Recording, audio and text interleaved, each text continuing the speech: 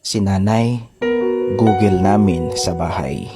Kasi lahat ng di namin makita ay nakikita niya. Lahat ng di namin alam ay alam niya. Lahat na lang itinatanong sa kanya.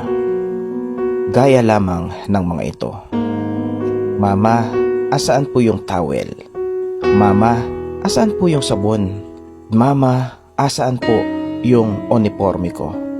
Ilan lang yan sa mga hinahanap sa kanya na akala ng mga anak, mga bisita sila na hanggang ngayon ay baguhan sila sa bahay at hindi pa nila makabisa ang loob ng bahay nila.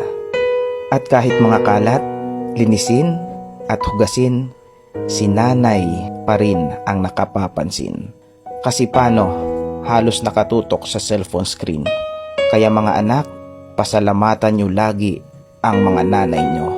At nawa, pagtanda nila na sila naman ang searcher, finder, at kayo naman si Google, ay bigyan nyo sila ng tama at maayos na sagot.